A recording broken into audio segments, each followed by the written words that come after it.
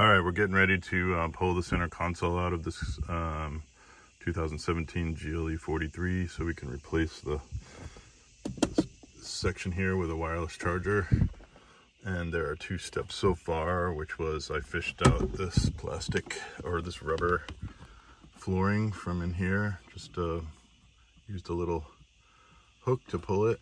It's not attached anywhere. And that exposes the two T30 screws, which I need to pull out. And then I pulled this tray was inside of the storage section, and it's got a little tab at the top which you can just pull on and pulls it out. So inside the area, the storage area, are two T30 screws as well that need to come out. On the GLE 43 Coupe, removal of the center console is really easy. There are just 4 bolts to remove, and they're T30s. 2 of them are up in this compartment here, one on either side, and you can see it better if you yourself, but you can kind of see the opening. And 2 of them are at the bottom of this. Once you get those out, this thing can be tilted up from the rear, and I'll do that in a minute. And there are 2 plugs that need to be unplugged, and you can just pull it all the way out. So I've lifted the center console from the back, and I just propped it up with some blocks, some rubber blocks I had. So I propped up the center console on these blocks so I can see underneath. And there are 2 plugs that need to be disconnected. One of them's covered in foam and the other one's a white plug. And once I disconnect them, I can just lift the whole center console out. All right, there was one more plug that needs to be disconnected, and it's one of the ones that goes to the USB ports. It's behind this little door. So the third wire was this, going to the back door or of the inner compartment.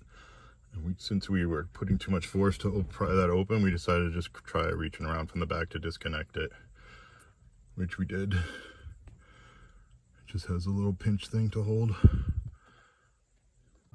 I just thought I'd show you the port up here. That's behind this is where the USB cables connect inside of the cubby and the center console.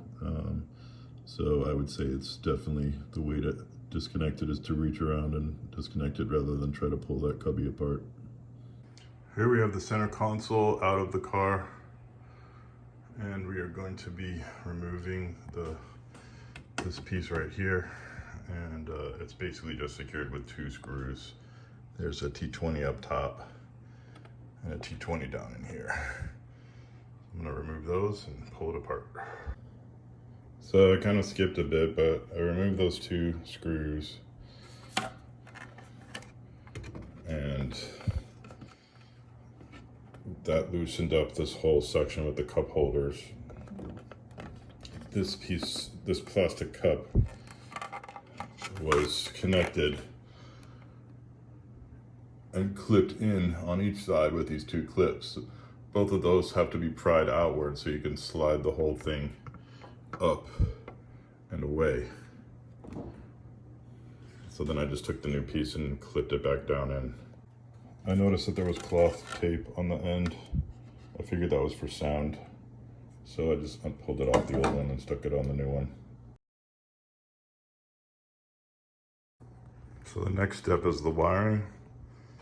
They've sent a harness with a fuse in it, and I believe we would unplug the cable from the cigarette lighter, plug the harness in there, plug the cigarette cable into the side of the harness, and then the other end goes to the power source for the wireless charger. It somehow needs to be secured.